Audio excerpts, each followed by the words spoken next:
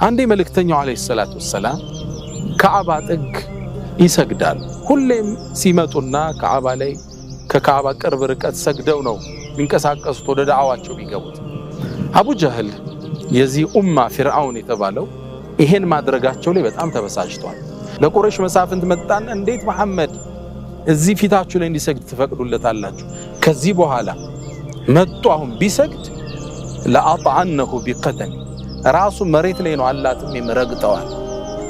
እንደተለመደው ቁረይሾቹ እየጠበቁ ነው። ረሱል ሰለላሁ ዐለይሂ ወሰለም መጡ ከዓባ ፊት ለፊት ሆኑና ሰግደት ጀመሩ። የዓለማት ጌታን የኢብራሂምን ጌታ ተማጸኑ፣ ዱዓ አረጉ፣ ሶላት ውስጥ ገቡ።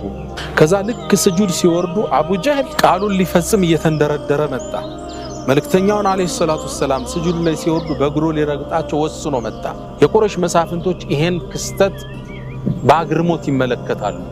መድረስ ጀመረ። ልክ እንደደረሰ ድንገት ወደ ኋላ መበርገግ ጀመረ። ልክ እንደሚከላከል ሰው ከሆነ ጥቃት እየፈራ ወደ ኋላ እየሸሸ መሮጥ ጀመረ። ምን ሆነሃል አሉት ቁረይሾች ሲመጣ። በአላህ ይሁንብኝ አየው አላቸው። በእኔና በሱ መሃል የእሳት ጉድጓድ ተመለከቱ። እዛ ውስጥም እኔ ሊያጠቃኝ የተነሳ እንስሳ ተመለከትኩ አላቸው። ረሱላህ ሰለም ሶላታቸውን ጨረሱ። ከዛም ነቢዩ አለይሂ ሰላቱ ወሰላም ለሰሃቦች ምን አላቸው? ወላሂ ለው ደና ሚኒ ቢጠጋይ ኖሮ እኮ ለኽተጠፈትሁ ልመላኢከቱ ዑድወን ዑድዋ መላኢኮች ይቆራርጡት ይበጣጥሱት ነበር።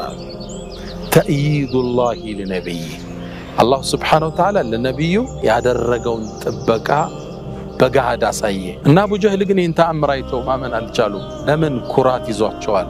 ፈኢነሁም ላ ዩከዚቡነክ አንተ መሐመድ አንተን እኮ እነሱ አያስተባብሉ እውነተኛ ሷዲቅ አሚን መሆንን ያውቃሉ።